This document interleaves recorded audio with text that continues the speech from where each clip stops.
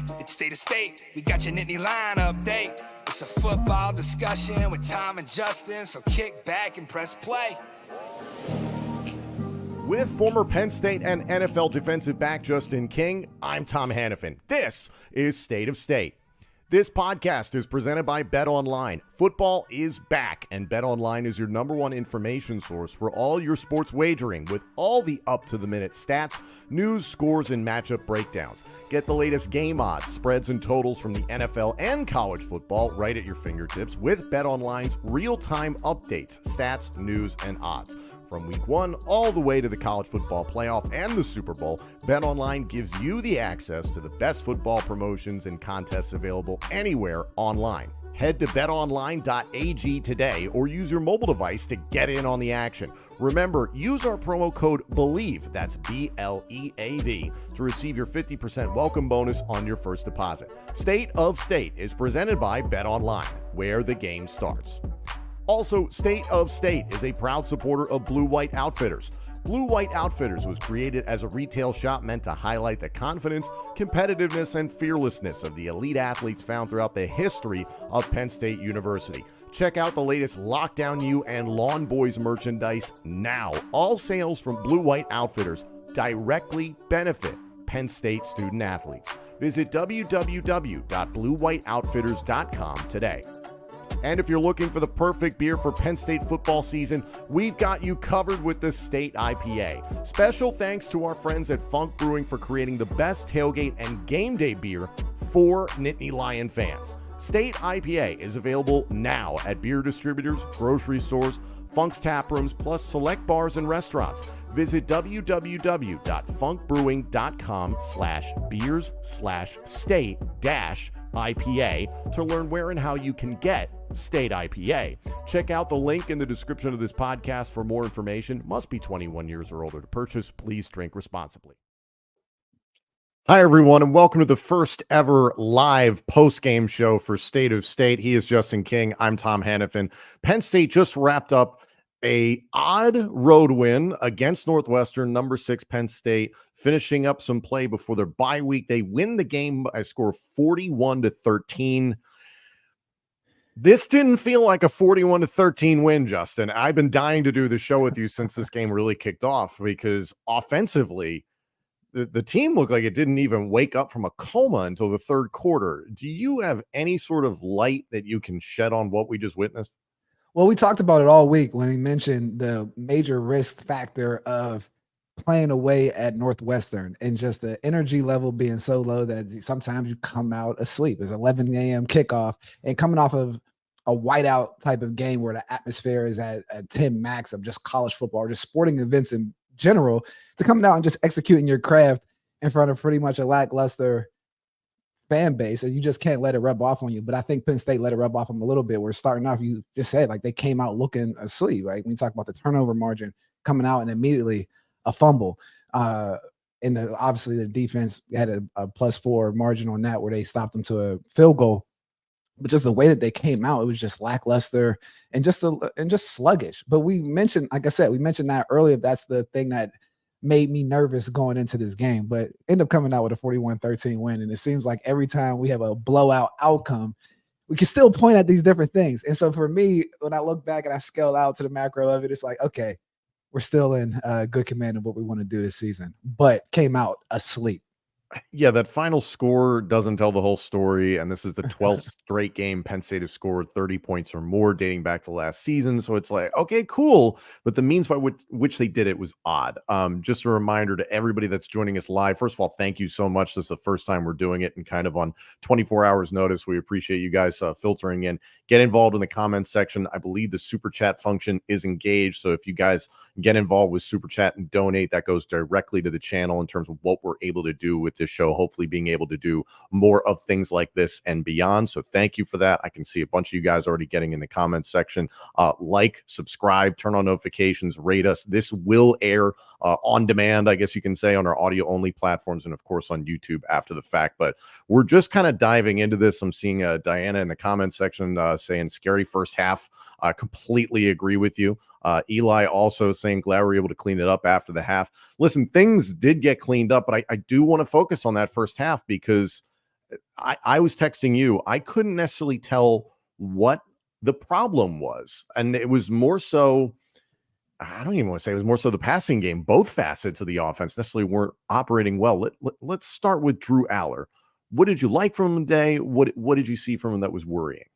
When you think about the passing game, it's more than just one function. It's not just the quarterback. You have to have protection. The receivers have to create separation. Guys have to catch the ball. So when I said, like, I mean, you remember you mentioned, like, is it the receivers or is the quarterback? I'm like, man, everyone's asleep, right? Whether it's pressure in his face, guys, it seemed like at one point makes a catch and then Cephas is blocking instead of running a route. There's some drop passes here and there, but that just overall lack of execution at the beginning, just that sluggish start. I think that's what we saw from just the inefficient passing game at the beginning of the series at the top of the game. But even from the running game standpoint, they weren't really moving the ball at all. But they were. I will give kudos to them staying committed to the run throughout. But at the beginning, definitely not as efficient as we would like to see from a quarterback. But didn't have any turnovers, so we can kind of live through that.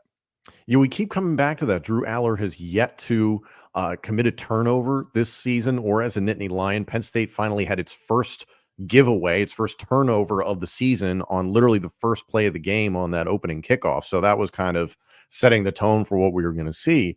But focusing on Drew Aller, he finishes 18 of 33, 189 yards, one touchdown. That's about a 55% completion percentage. His favorite target was Nick Singleton. Keandre Lambert-Smith came in with 4 for 86.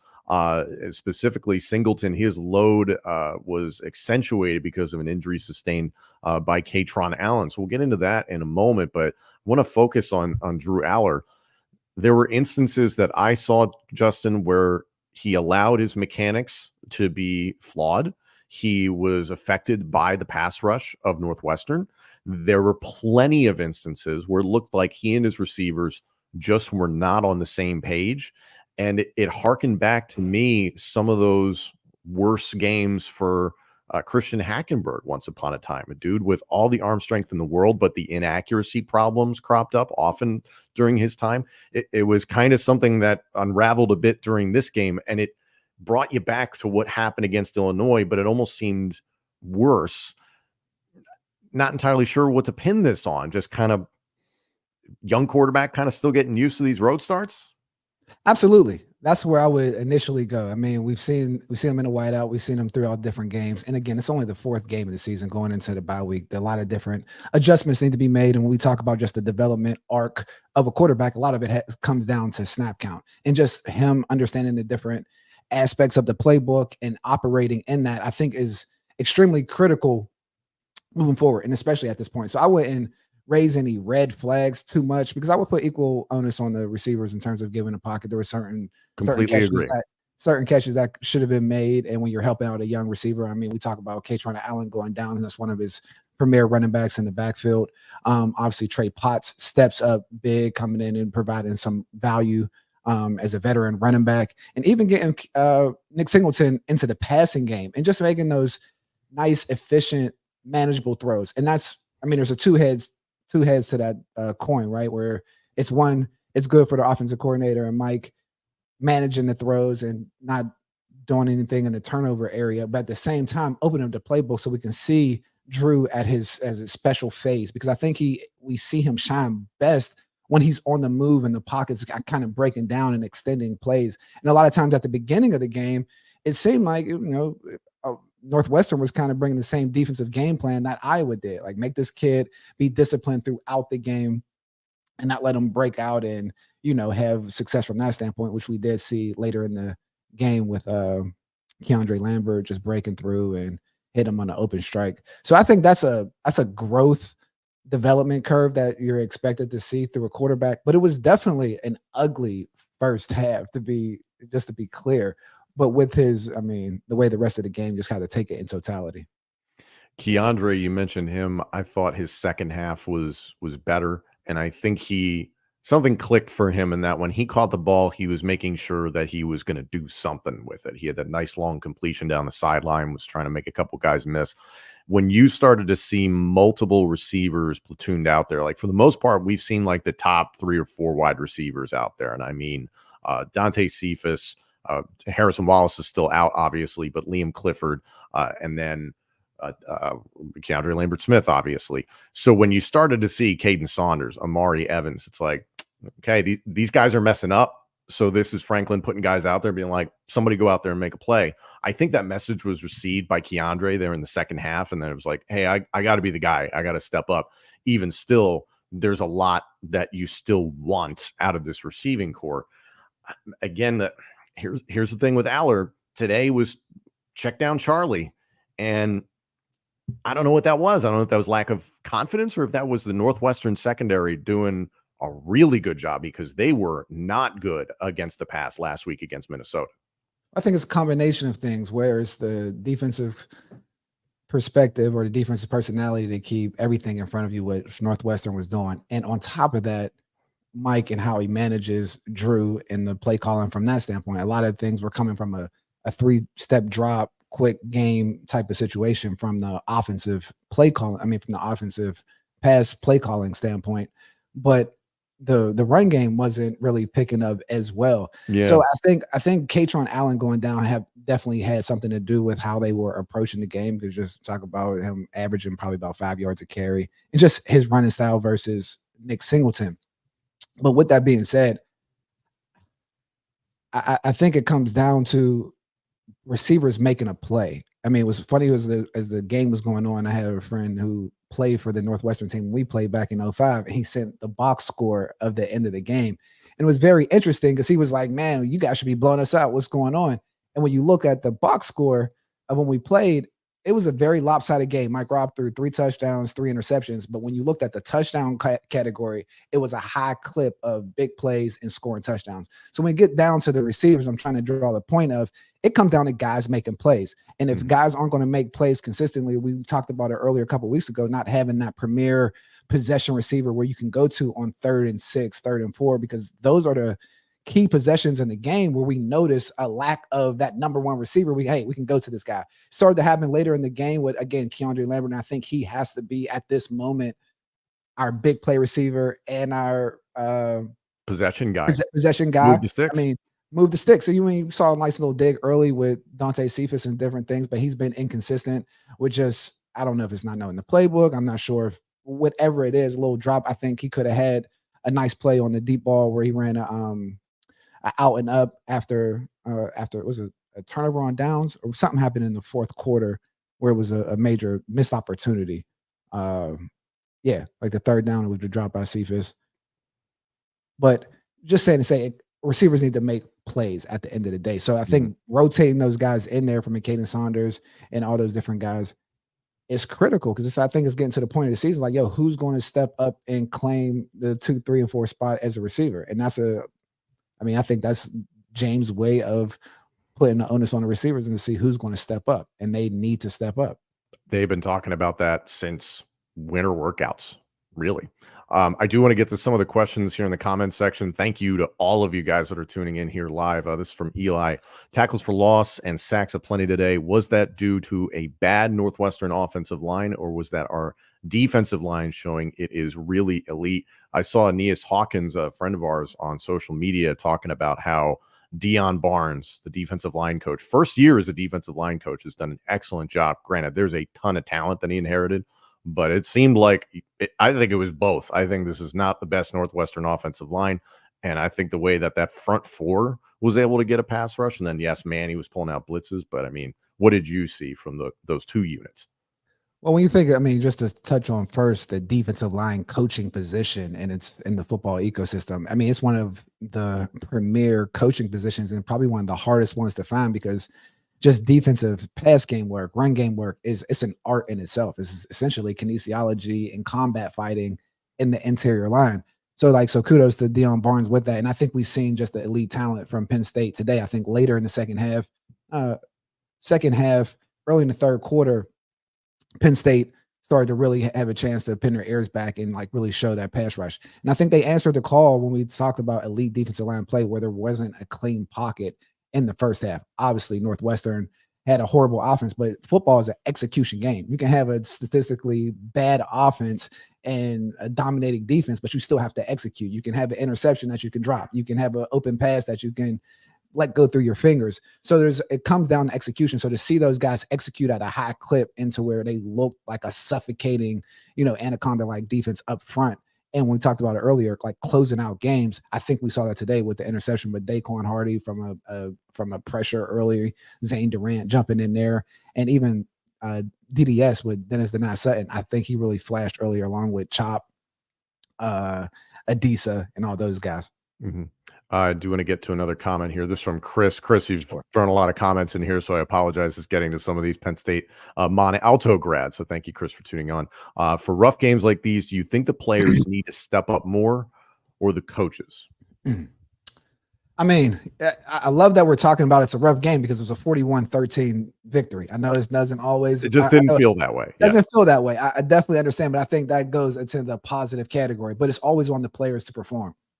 There's a level of the coaches, I would guess that would be on them for the players to come out a little lackluster and sluggish at the beginning, knowing that was coming to. But that's a human nature thing that happens in football. So I mean, I think it does. I think it's a combined effort. It's a partnership between coaches and players. So it's up to the players to come out and execute at a high clip because they weren't absent of fault today, whether there were drop passes earlier in the game, not creating a separation, inaccurate throws from Drew, and whatever, because every play call, offense or defense, is designed to win, right? It's up to the guys that are executing and the mismatches that are presented. I mean, like Penn State from the offense standpoint goes into that empty set to try to find mismatches. And they did that often today where Drew was finding the right mismatch, whether it's a little off or it's outside of the frame of the receiver. Like, guys have to catch the ball. And like that is what separates great players. So to answer that question, I mean, it's a continued effort to keep the fire hot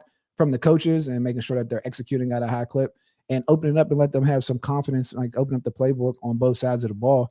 And the players need to execute at a high level and the championship level too. And especially from the outside receivers, just guys really stepping up on a consistent basis. Diana with a great point here. Best offense is a great defense. It was a team effort. And I know that's a bit of a cliche phrase, but it's been very true in that the last 3 games, the defense has been lights out. Not to say that they weren't the first 2 games, but still these last 3 games, the defense has been absolutely outstanding. The offense has ebbed and flowed, but the defense has been constant. So that was great to see at least one of the 3 phases be really solid from kickoff to the final whistle. That was encouraging. I think there's a really big question here from Chris from earlier on. I didn't want to forget about this. Which side of the ball do you think needs improvement in order to have a chance against Ohio State and Michigan this season, offense or defense, and why? I would definitely go with the offense. I mean, when you just think of offense setting the tone of how the other team plays, whether they're getting points on the board, it's extremely hard to stop some of these explosive offenses, even with an elite defense and being an opportunistic defense. There's moments where you can't have fumbles. I mean, I know it was on a kickoff return, but it was our running back inside the 10-yard line. Like, we can't get off the field at the beginning of drives with 3rd and 4 and 3rd and 6 and not continue to flip the field against dominating teams. Penn State has been winning with the short field based on just superior personnel at this point. So like the offense definitely needs to step up. And we talk about just the running game and making guys miss. I think that's something that Kaytron Allen did very well that we would like to see a little bit more from Nick Singleton. I think he gets taken down by the first defender quite often. And I think some of his runs, even the previous time, have come from open holes where he can split through and really show his significant or elite engine from a speed standpoint.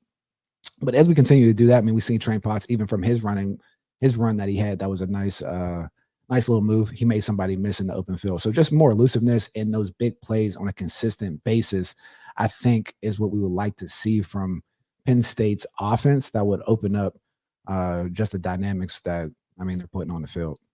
Kabindra here with some good points in the comments section, just saying Singleton going down essentially on that first touch from the defense. I don't think any running back is ever exclusively to blame when the running game isn't working. I do put some blame on the interior of this offensive line. Now, granted, JB Nelson did go out with an injury. You insert Vega Ioane, but this is somebody who they have spoken very, very highly of for a while, so it was a good chance for him to get out there. You saw Drew Shelton as well in at right tackle there for a few instances. But for the the most part, the offensive line was intact. JB, I know, is a very violent guard to have on your team. So I was curious to see how that adjustment would go. So it was disappointing to see that the Penn State offensive line just wasn't getting the same push that we had seen. It wasn't anything earth-shattering against Iowa, but it was encouraging. This was less encouraging. Chris's comment is, what is up with the running game? Trey Potts seems to be the most patient runner. I'll answer that point about Potts. He's the most experienced runner. He's been in college football the longest. We have to remember that Nick Singleton and Katron Allen are true sophomores, and they're still learning. And I know they're unbelievable talents, but they're still learning. But Justin, I defer to you. What is the thing that needs to be fixed with the running game? I think we're just seeing a difference in expectation from the defensive coordinators and defenses that they're running up against. Last year, you have two true freshmen running backs where if I'm a defensive coordinator, it's like, all right, how much are they going to kill us? So like a lot of cleaner holes that they were running through last year where they were making moves and just interacting with defenders at the second level for the first time oftentimes. And this year, a game plan has been to stop the run game. So now it's a different level of having that expectation from defensive coordinators and defenses like, hey, they're going to run through these guys and we have to stop them. So like with them being on the bulletin of every defense moving into the season, I think that's what we're seeing. But the counter to that is then the long boys and the running backs have to step up that next gear and understand what they need to do to close that gap. So I think that's what we're seeing from last year to this year. But I definitely think it comes down to, I hate to say it, but it comes down to the passing game to get these guys out of the box. I mean, they're facing 8 and 9 man boxes where, again, the goal is to stop the run. When it becomes to play a solid defense where there's 6 or 7 in the box and you have to cover the receivers because you fear them from making big plays or going over top on the defense, I think that's when you start to see the type of situations that we saw last year where they're interacting with defenders 6 and 7 yards down the field and being able to make them miss with a little bit more heads of steam. It's not too hard to shoot a gap as a defensive player. Me, even myself as a smaller guy, I used to love to see those small creases when I can get there before the running back sees me, when there's like a running back that we're keen in on and just go shoot those gaps. I mean, just got to slow them down in the way that, defense are pursuing. They love to stop running back. So I think it's a answering the call from the running backs and not resting on their laurels or success that they've had in the previous years and figure out what it is they need to do to get to that second level. But it's going to be imperative for the receivers to help in that venture. No, it's complicated, I think, and this bye week, I think, comes at a better time than I believe we all realized in the grand scheme of things with what is ahead. Granted, you have UMass at home next in 2 weeks, but then you go on the road to Ohio State, and that's what is worrying a lot of people that are joining us here live, and then the chat, especially the stark difference that Kabindra points out between our stat line at home versus away. It was pointed out last year that his completion percentage was close to 70%. When he was pressured, it was close to 40%. Today, he was around 54%. He was pressured a good amount. I honestly thought, Sun had a good point here. Yeah, Sun win here. Singleton needs a hole and a room to bounce outside. Pass protection seems to be better, but Howard doesn't hold it as long as Clifford either. I think it's faster, but here's what I noticed. When they went to more of a tempo style, Justin, and they really didn't go to it till maybe like late in the third, early in the fourth, that's when you saw the passing game start to click and the tight ends really started to get involved a little bit more. Tyler Warren became the move the sticks guy all of a sudden, Theo Johnson as well. And I almost thought that Drew, I don't think he was necessarily holding it too long. I thought that the play design was just requiring him for a 5 or a 7 step drop, when it's like, hey, like if he gets the ball out of his hands 1 or 2 seconds, that's the window for separation for these receivers. I think it's been established that Penn State's receivers are not great about getting separation from defensive backs. So this wasn't necessarily something where I saw Penn State playing down to the competition. I think that Northwestern played up. They certainly were motivated by getting an overtime win last week at home, coming from behind against Minnesota. But there's just little things like that I think jump out, and I believe Mike Yurcich will ultimately take with him. Big shout out to former Penn State defensive back, part of Lockdown U, Lydell Sargent, joining us in the comments section live for this recap. We really appreciate it, Lydell. Yeah. Big fan. Got to get him on the show at some point. Let's take a few more questions here from everybody that's been joining us. And again, thank you to everybody that's tuning in live for this. I know we put this out here kind of last minute. I want to come back to this point about the running game. What's up with it altogether? Katron Allen, we're not entirely sure what his injury was. I thought I saw Justin as he was coming off the field. He was holding his midsection. Can't be entirely sure what it was. I thought this was a good experience for Nick Singleton off the conversation you and I had this past summer on State of State with Journey Brown, where Journey saw how Saquon would get 20, 25, 30 carries in a game. And he's like, man, how do you do that? And it's like, not that Nick hasn't had 20 carries in a game as a Nittany Lion, but like, this was a good experience. It's like, you're the guy. Trey Potts is backing you up, but you're the guy now. No, 21 carries is a full day's load. I mean, 3.8 yards a carry is not, I mean, it's not something that you shout to the moon about, but at the same time, this is a different workload that he's had. And so like, there isn't a compadre to share the hits with. I mean, and the defense is singling up on number 10. I think that's what, even led to Trey Potts averaging 7 yards a carry, 3 carries for 21 yards and a touchdown and a 13-yard long. I think it just comes down to, it's a mentality. Like when you're playing running back within a rhythm, again, I'm always looking at the partnership between coach and player, play caller and quarterback and that whole situation. They haven't been used to getting into a rhythm and running the ball 10 times consecutively, or just being the workhorse for the whole day. So this has been, this is a nice little experiment for Nick Singleton to understand that. I like the red zone play call where it's a play action and him getting out there and even using him in the pass game a little bit more. It's a leading receiver, 6 for 39 on 6 targets and a touchdown. So we can't discount that. So like him working in with Trey Potts, I just think it was an adjustment today with Katron Allen going down. But yeah, it's just, this is the first time he's been used this way. That's all I can kind of fall down to, like, when I'm just thinking about it. Yeah. And again, I think there's a lot of work this offensive line can do in the running game and in pass protection. I think those two things have got to come around. Kabindra with another question here. Is Wallace still not playing? Need more fellas in the receiving core? As far as we know, I don't know if you've heard anything differently. Justin Harrison Wallace inactive for this game as well. He's definitely somebody who helps Penn State move the sticks in the passing game. Yeah, you would love to see him back, but I'm not sure, because I think the staff is looking for someone to step up. I think early we were talking about the jack of all trades approach of the distribution equally across different guys, but now that we're getting to those moments where like we need someone to come through on third down or convertible third downs or second downs or just those big plays. I think that's just the room where you would like to see guys available to step up to make those plays. Kabindra, once again, Bo seems very competent as a backup, a la the 2021 Iowa game. Oh, yeah. Poor Taquan Roberson. That game, unfortunately, that was brutal to watch. I feel bad for him. And then Art Ross saying Bo knows touchdowns. That was an interesting play there at the end of the game, because the commentary team pointed out is that it looked like he faked taking a knee and then threw the touchdown pass. Which is illegal, but it wasn't called. So that's why you wind up getting this 41-13, this kind of bloated score, when on the field it just didn't necessarily seem that way. But yeah, Bo came in and looked solid in the minimal reps he had. I'm not sure why the announcer said that, because that's a pretty typical play, especially for a is that not an illegal move? Not at all. You can fake a knee? Not taking a knee. I just don't think he was trying to take a knee. It was more so faking a quarterback draw where you're like running forward, like Tim Tebow. Forward.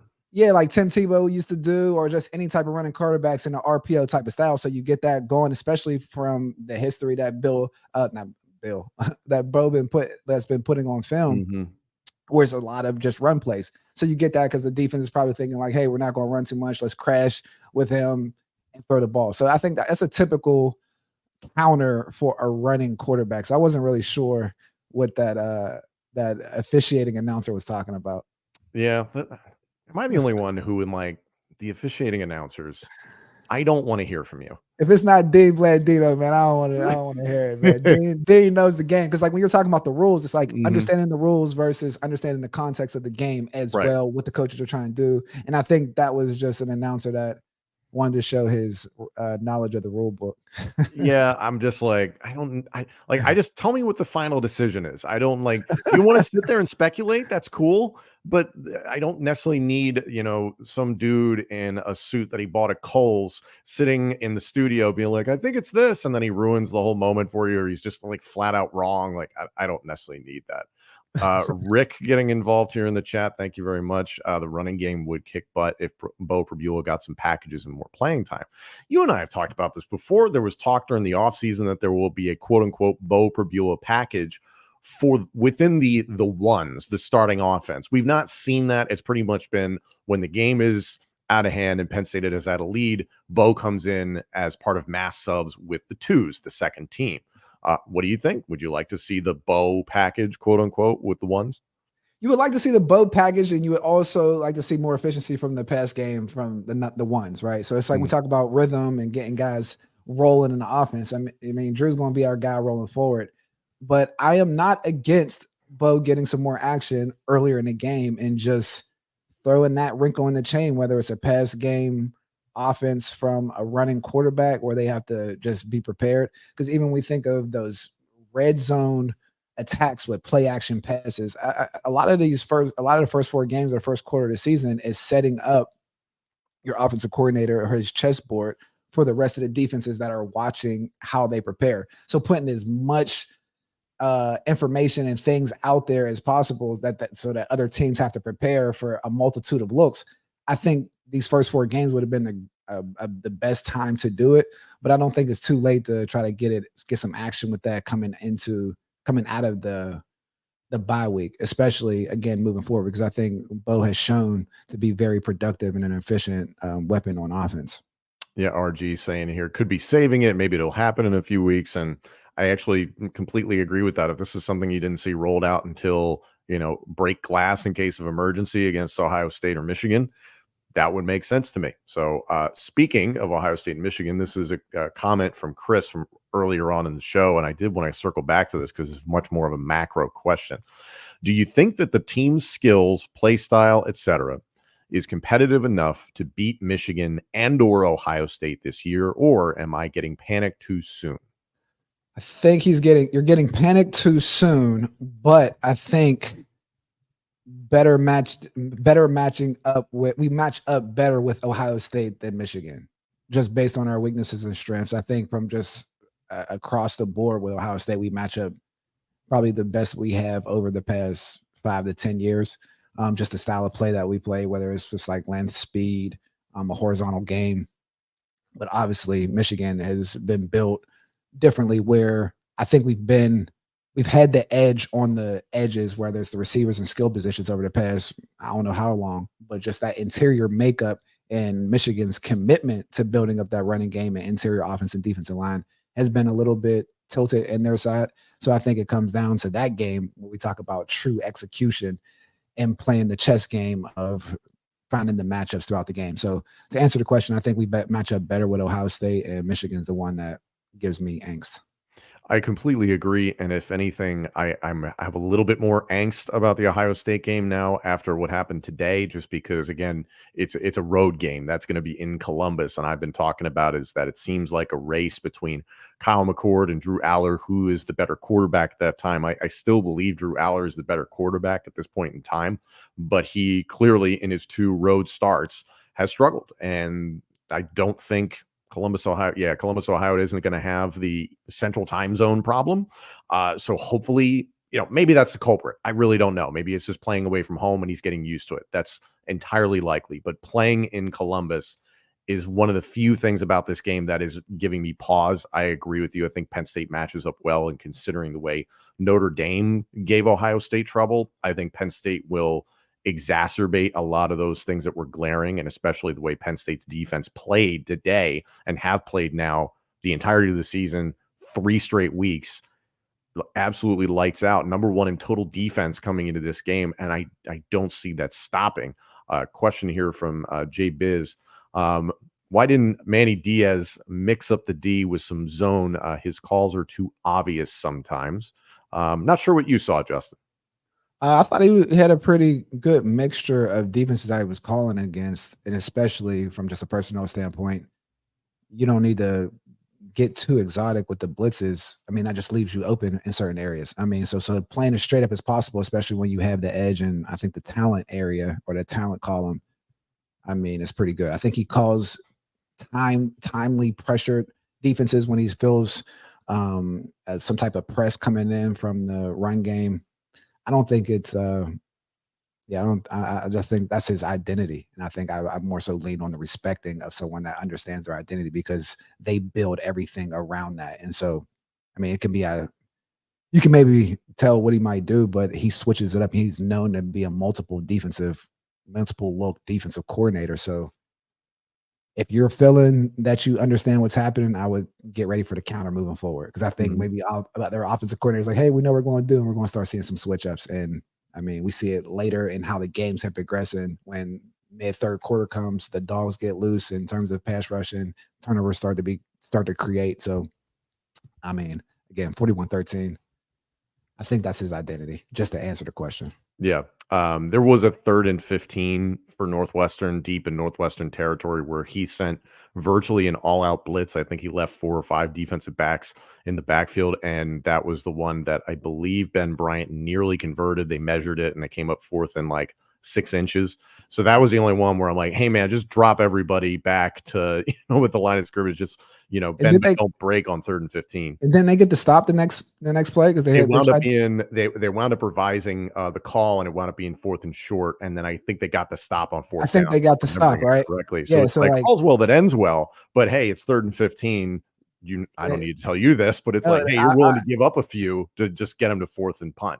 Because those giving up a few, like that's how I'm leaning towards the opportunistic side. Like that's where opportunities come. And like I remember that play, it was an all-out blitz where a couple players, defensive players, like guys inside, and they were chasing the receiver, so they couldn't even see the quarterback to come off. So like those type of plays, I mean, that's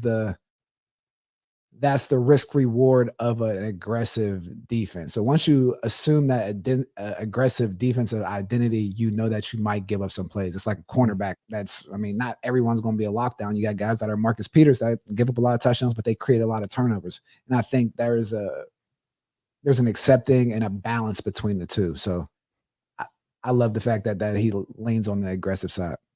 Hey, in the grand scheme of things, the defense got 6 sacks, 12 tackles for loss, an interception late in the game, 3 pass breakups, and 6 registered quarterback hurries. I don't even know if that number is accurate because it felt like much more than that. Double-digit negative plays. Like there were plenty of instances where Northwestern couldn't even move the ball forward, and we had talked about how this was a slightly different Northwestern offense, more the passing game. Ben Bryant could not get comfortable. Zane Durant absolutely crunched him on that 1 sack, and you never wish an injury on somebody, but you just saw the way the defensive line and that pass rush performed today. It was really, really solid. Rick also hopping in the comments section here. Minnesota's best and longest plays were the quarterback running out of the pocket under pressure, but our DBs got caught in man coverage. Listen, we've had Johnny Dixon on this show. The secondary likes playing man. Manny Diaz likes playing man. They just want to line up and play and see who the better player is at that point in time. So it's kind of live and die by that man defense. Chase getting involved here. That O-line is so overrated. No push on the run. Better teams will eat them up in reference to Penn State's offensive line. I do have similar worries. I think against Ohio State, you're going to deal with the pass rush more than you are going to deal with the interior of that defensive line from Ohio State really bending the line of scrimmage. I don't need to remind people what JT Tuimalo did last year to Sean Clifford and company. So you'll still see the pass rush, but I think there's going to be opportunities. That being said, let's not forget that Penn State is on its 3rd left guard. Landon Tangwall was supposed to be your starter, had to medically retire from football. Then you went to JB Nelson, was performing well. He gets carted off today. Then you go to Vega Ioane. Next guy in there is a cross-trained tackle, Drew Shelton, potentially. So you're getting down on the depth chart, and that is something you have to think about now, Justin, going into this bye week is Harrison Wallace, we've talked about, missing. You're on your 3rd left guard, and what's the future of Katron Allen? All of a sudden, the guys on the injury lists are starting to worry you. Well, it's thank God there's a bye week, right? Like that's what we talked about going into Great the game. timing. Where it's like going into the game where it's like, hey, we get excited because it's a bye week. We just have to get through this with a victory, getting through with a victory at 41-13. And you give an extra week for all those guys that we mentioned to get healthy or get diagnosed to see what's going on. Coming back full strength and understanding clearly what they need to improve on in the second half of the season because we're going into the gauntlet here pretty soon. Speaking of that gauntlet, this a comment from Sun. Have people seen Michigan play this year? They don't really pull away until the third quarter. Also, I think most people here only looked at the final scores. Listen, I've had the chance to watch Michigan. I would agree with that to a degree. It's not the same bite that Michigan defenses have had over recent years. They've had, like rolling out first round draft pick defensive end after defensive end. I don't know if that's necessarily the same thing this year, but there's nobody in the wide receiver core for Michigan that scares me. It's a big, nasty offensive line. They're going to do what they always do. Two outstanding running backs, and JJ McCarthy isn't asked to do all that much. So I still worry about the Michigan game, kind of like you, Justin.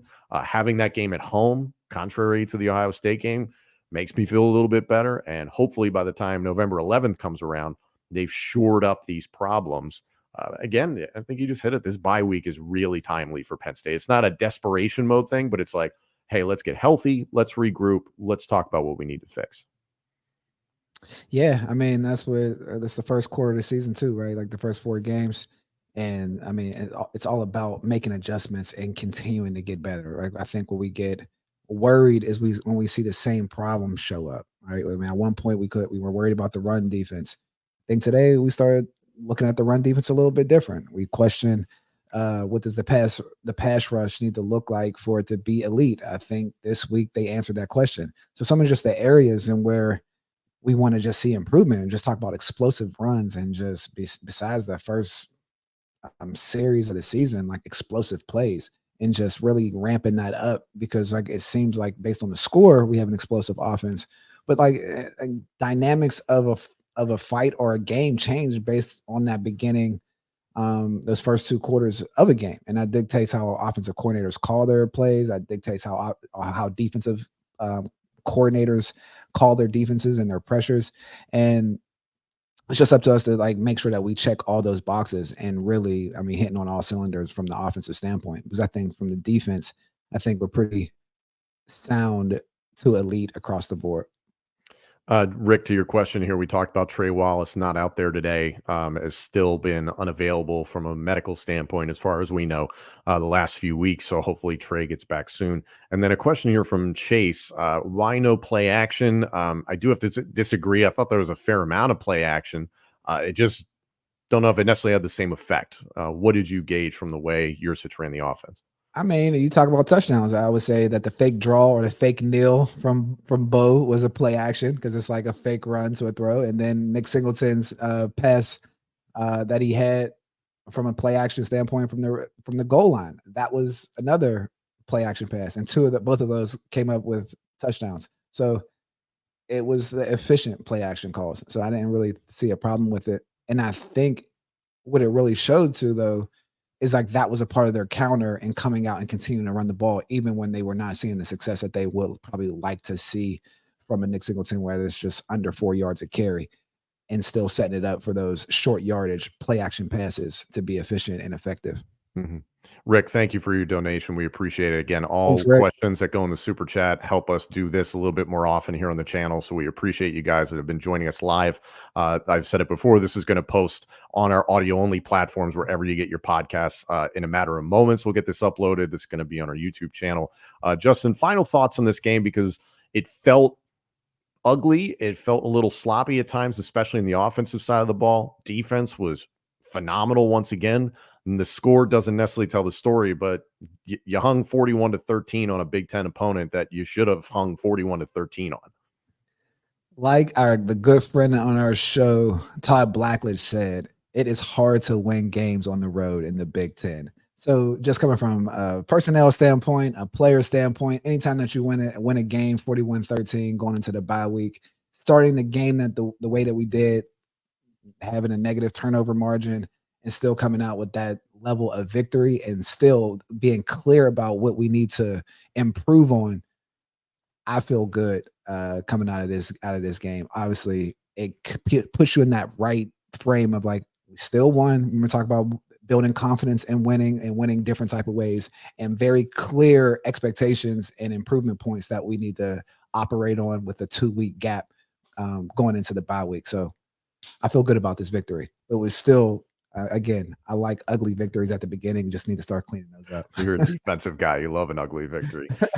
And I want to reiterate, you get a win, period. You remain undefeated. You keep pace in the national conversation. You're not going to drop from number 6 for what you did today. You're going to stay in that range. Everyone didn't tune into the game. So when the score scrolls down the bottom of the national scene and they see Penn State number 6, it's going to look like Penn State took care of business. Penn State took care of business, right? So, I mean, we got to keep everything in perspective. Yeah, a lot to work on. Luckily, you got a bye week to heal up, get organized. I do not expect any sort of different performance against UMass at home in 2 weeks. That should be an easy victory, but no victory is easy, in the words of Todd Blackledge. So I want to thank all of you so much for joining us. It's our first ever live post-game show. We are going to try and do more of these as our schedules allow. We appreciate you guys so much for joining us live. And for those of you that donated, that is extraordinarily generous. We appreciate it. Again, turn on notifications, subscribe, like us. That certainly helps. And rate us if you're a podcast listener. Thank you all so much for joining us. And we're looking forward to some rest and relaxation here during the bye week. We'll be back with a new episode on Wednesday. Thank you all so much for joining us. This episode and our entire library of shows is available now on YouTube, Apple Podcasts, Spotify, Google Podcasts, TuneIn, and wherever else you get your podcasts. And of course, let us know what you think of the show on Twitter @TheKing1 and @TomHannafin. State of State is presented by Bet Online.